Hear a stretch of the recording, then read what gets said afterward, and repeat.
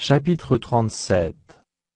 Sédécia, fils de Josia, régna à la place de Jeconia, fils de Joachim, et fut établi roi dans le pays de Juda par Nebuchadnezzar, roi de Babylone. Ni lui, ni ses serviteurs, ni le peuple du pays, n'écoutèrent les paroles que l'Éternel prononça par Jérémie, le prophète. Le roi Sédécia envoya Jucal, fils de Shélémia, et Sophonie, fils de Maséja, le sacrificateur, vers Jérémie, le prophète, pour lui dire: intercède en notre faveur auprès de l'Éternel, notre Dieu. Or Jérémie allait et venait parmi le peuple, on ne l'avait pas encore mis en prison. L'armée de Pharaon était sortie d'Égypte, et les Chaldéens, qui assiégeaient Jérusalem, ayant appris cette nouvelle, s'étaient retirés de Jérusalem. Alors la parole de l'Éternel fut adressée à Jérémie, le prophète, en ces mots.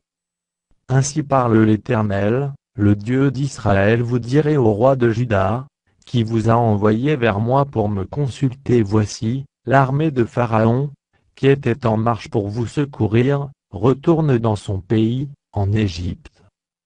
Et les Chaldéens reviendront, ils attaqueront cette ville, ils la prendront, et la brûleront par le feu. Ainsi parle l'Éternel: ne vous faites pas d'illusions, en disant: les Chaldéens s'en iront loin de nous. Car ils ne s'en iront pas. Et même quand vous battriez toute l'armée des Chaldéens qui vous font la guerre, quand il ne resterait d'eux que des hommes blessés, ils se relèveraient chacun dans sa tente, et brûleraient cette ville par le feu. Pendant que l'armée des Chaldéens s'était éloignée de Jérusalem, à cause de l'armée de Pharaon, Jérémie voulut sortir de Jérusalem, pour aller dans le pays de Benjamin, et s'échapper du milieu du peuple. Lorsqu'il fut à la porte de Benjamin, le commandant de la garde, nommé Jiréja, fils de Shélémia, fils de Hanania, se trouvait là, et il saisit Jérémie, le prophète, en disant: tu passes aux Chaldéens. Jérémie répondit: c'est faux, je ne passe pas aux Chaldéens. Mais Jiréja ne l'écouta point, il arrêta Jérémie, et le conduisit devant les chefs. Les chefs, irrités contre Jérémie, le frappèrent, et le mirent en prison dans la maison de Jonathan, le secrétaire, car ils en avaient fait une prison. Ce fut ainsi que Jérémie entra dans la prison et dans les cachots, où il resta longtemps. Le roi Sédécia l'envoya chercher, et l'interrogea secrètement dans sa maison. Il dit: y a-t-il une parole de la part de l'Éternel? Jérémie répondit: oui. Et il ajouta: tu seras livré entre les mains du roi de Babylone. Jérémie dit encore au roi Sédécia: en quoi ai-je péché contre toi, contre tes serviteurs, et contre ce peuple, pour que vous m'ayez mis en prison?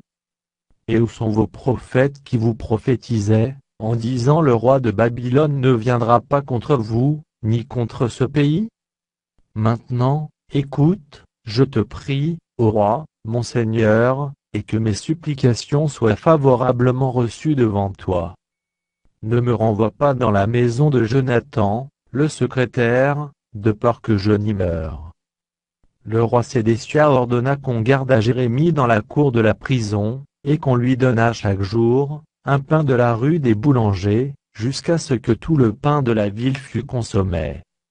Ainsi Jérémie demeura dans la cour de la prison.